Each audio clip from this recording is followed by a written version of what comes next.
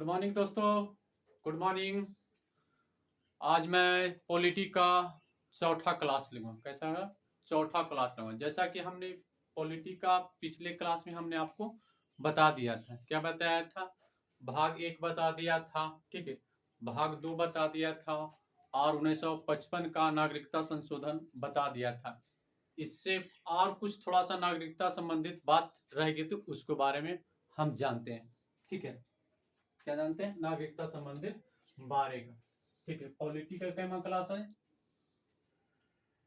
कैमा class है? चौथा class है, ठीक है। इंडियन पॉलिटी, भारतीय राज्य व्यवस्था, ठीक है। इसके बारे में कुछ नागरिकता संबंधित कुछ टॉपिक रह गया तो जिसके बारे में जानते हैं, ठीक है। एक क्या होता है? चौथा क्लास। एक होता है NRI मतलब हो गया कि नॉन रेसिडेंटियल इंडियन, यानी कहने का मतलब हो गया कि भारतीय लोग विदेश में काम करने वालों को क्या कहते हैं? NRI। जैसे अपने परिवार में देखते हो ना, जो आपके परिवार में काम करने के लिए विदेश चले जाते हैं, वो भारत में किसकी कैटेगरी में आती है? NRI के रूप में आती है। ये नागरिकता संबंधित बातें हैं, ठीक है। यानी कहने का अर्थ हुआ जो भारतीय लोग विदेश में क्या करते हैं? विदेश में काम करते हैं, ठीक है। क्या करते हैं? काम करते हैं, या ठीक है, वो NRI कहलाते हैं, ठीक है। NRI जैसे देखिए भारतीय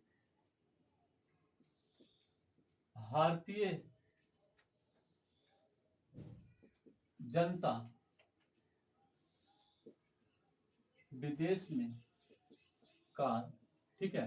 यानी भारतीय जनता विदेश में कार्य करे तो उसको क्या कहेंगे? NRI कहेंगे, ठीक है। ये हो गया।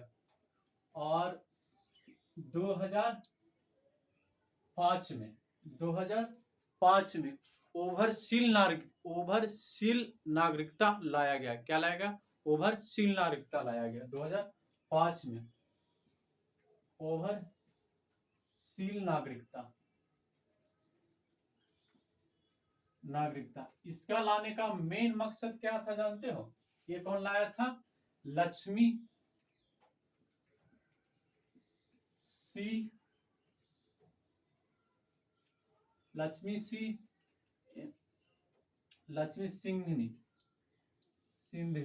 ठीक है। लक्ष्मी सी सिंघवी कौन लाया था? लक्ष्मी सी सिंघवी लाया था। क्या लाया? लक्ष्मी सी सिंघवी समिति लाया था,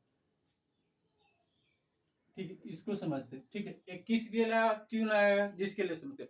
ओवरसील नागरिकता उनके लिए लाएगा जो उद्योगपति लोग है। क्या? उद्योगपति लोग जैसे समझ में कह रहे थे आपको, जैसे समझ कि बड़ा बड़ा उद्योग लोग जो कि मतलब एक देश से दूसरे देश में अपना उद्योग लगाते उसको लिए लाया गया था। कहने का अर्थ हुआ कि जो विदेश में उद्योग लगाते हैं, जिसे मान के चलिए आपको बता रहे हैं कि जैसे ब्रिटेन का अपना उद्योग इंडिया में लगाना चाहते हैं तो उसको उसके लिए मेन रूप से लाया गया। इसका प्रावधान क्या था कि जैसे उद्योग ओवरसील नागरिकता का प्रावधान क्या? जैसे समझिए उसको सिर्फ वोट नहीं दे सकता और इलेक्शन नहीं लड़ सकता।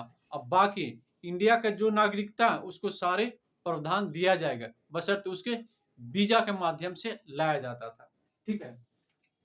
ये मतलब किसके दिया जाता? उद्योगपतियों के लिए, ठीक है। उद्योगपति के लिए उसको क्या क्या नहीं मिलेगा? वोट नहीं दे सकता है, ठीक है। और राजनीतिक में नहीं जा सकता है, राजनीतिक में नहीं जा सकता, ठीक है। ये दो। बाकी जो नागरिकता जो रहेगा सब मिलेगा, ठीक है। क्या मिलेगा? सब मिला। वोट नहीं दे सकता है, राजनीतिक में नहीं जा सकता, और जो नागरिकता रहेगा वो सारा प्रावधान मिलेगा। ये ओवरसील नागरिकता लाया गया, ठीक है। अब आगे देखते हैं।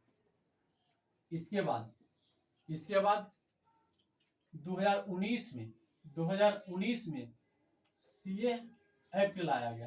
क्या लाया गया? सीए एक्ट लाया गया, सिटीजन अमेंडमेंट एक्ट। क्या लाया गया?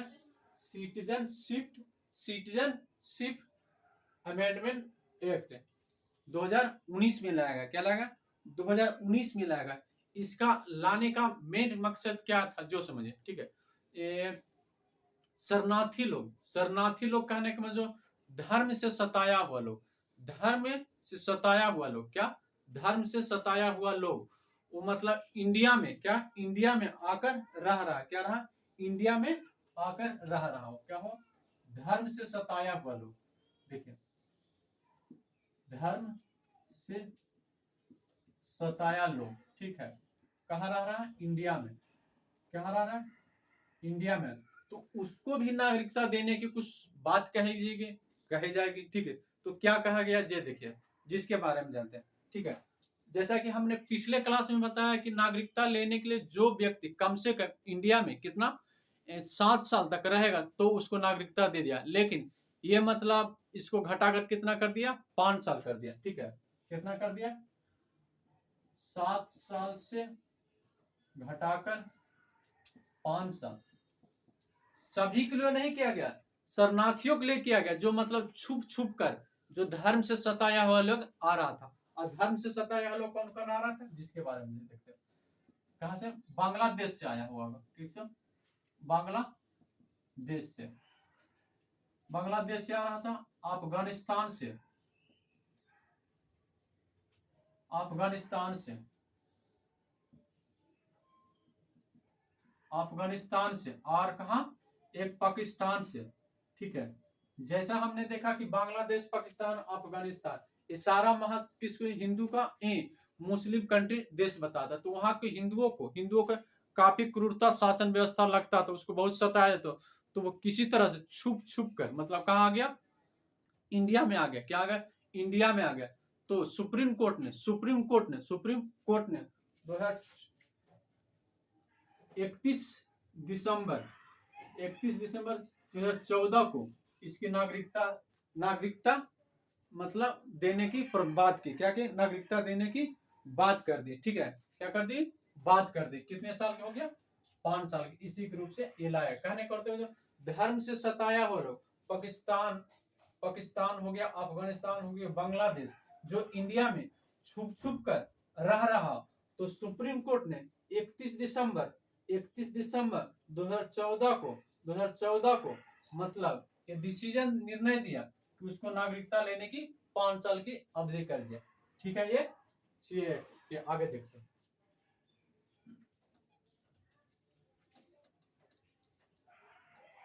समझ में आ रहा है आप लोगों को किस तरह से नागरिकता की बात करी जा रही है, ठीक है। ये नागरिकता की बात करें, जिसमें से देखिए, और एक लाया गया था 24 मार्च 1971। 24 मार्च 1971 क्या लाया गया? 24 मार्च 1971। 24 मार्च 1971 24 मार्च 1971 को क्या लाया गया था? NRC यानी नेशनल रजिस्टर सिटीजन, राष्ट्रीय नागरिकता रजिस्टर, ठीक है, जिसके बारे में बात कहा गया। देखिए, कहने को तो 1971 की बात हो, जिसमें से बांग्लादेश से युद्ध हो रहा था। तो छुपकर असम मतलब एक पहाड़ी क्षेत्र एरिया, जिसमें से छुपकर शरणार्थियों लोग कह सकते हैं, तो मतलब विदेश में वहां से भागा हुआ असम में रह रहा था। क्या रह रहा था? असम में रह रहा था। कहाँ? असम में, ठीक है, असम में रह रहा। तो उसकी नागरिकता देने की बात कही। क्या कही? बात कही। तो सुप्रीम कोर्ट ने क्या किया? 2013 में नागरिकता देने की बात की। जो बांग्लादेश से जो 1971 में युद्ध हुआ, तो छुप कर कहाँ रह रहा था? इंडिया में आ रहा है, इंडिया में रह रहे। तो उस जो मतलब अवैध रूप से इंडिया में रह रहे, तो उसकी नागरिकता देने की बात कही। सुप्रीम कोर्ट 2013 में एक डिसीजन दे दिया। क्या दिया? डिसीजन दे दिया, जिसमें से ए और बी रखा गया, ठीक है। ए में रखा गया 30 लिस्ट जारी किया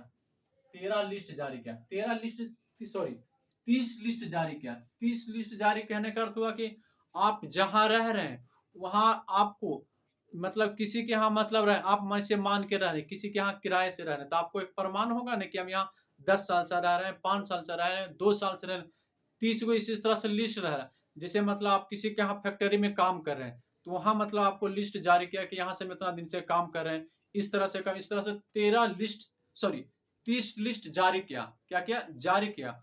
और 4 महीना का समय दिया। कितना? 1 दूने 4 महीना का समय दिया। ठीक है, क्या दिया?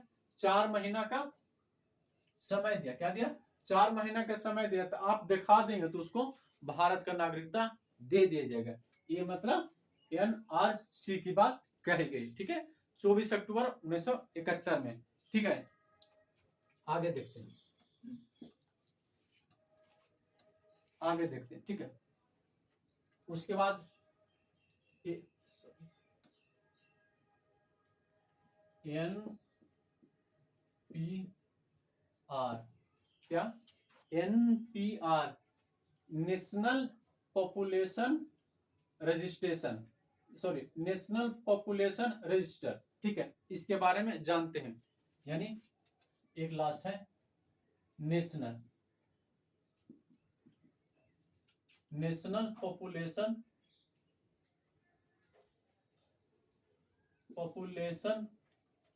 रजिस्टर। ठीक है, कहने का अर्थ हुआ किस लिए लाया, क्यों लाया, जिसके बारे में जानते हैं। ये मतलब भारतीय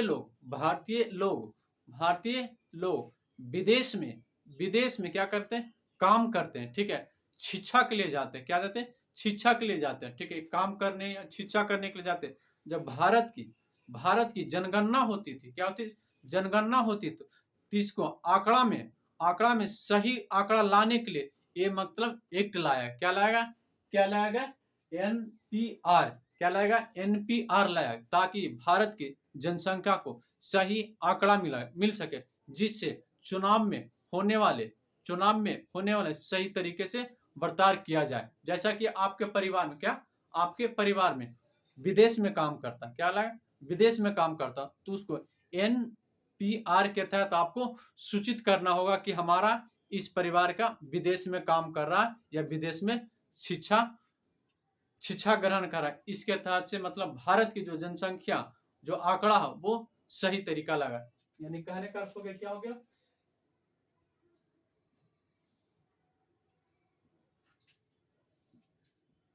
सही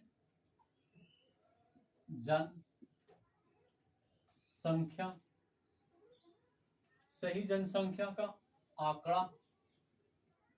आंकड़ा मिलना। ठीक है, इसके लिए मेन रूप से लाएगा। ठीक है, एनपीआर मतलब सही जनसंख्या का आंकड़ा मिलना। कहने का मतलब यही मेन रूप से ये लाया गया, ताकि हमारे भारत का जो जनसंख्या हो, काउंटिंग हो, वो सही लोग, कितना लोग विदेश में काम कर रहे हैं, कितना लोग नहीं विदेश में कर रहे हैं। ठीक है, आज ये मतलब नागरिकता संबंधित टॉपिक खत्म हो गया। हम अगले क्लास में भाग 3 को देखेंगे, मौलिक की बात कहेंगे। ठीक है, मौलिक क्या है, मौलिक कर्तव्य कहाँ से लाया है, हमारा मौलिक अधिकार क्या है, जिसके बारे में हम आपको विस्तार में नेक्स्ट क्लास में बताएंगे। ठीक है, आज का जो हमने क्लास लिया, कम से कम 10 से 15 क्वेश्चन अपने मन से सोचिएगा, विचारिएगा और तर्क करके लिखिएगा। ठीक है, मिलते हैं नेक्स्ट क्लास में मौलिक अधिकार भाग 3 में। ठीक है, जय हिंद।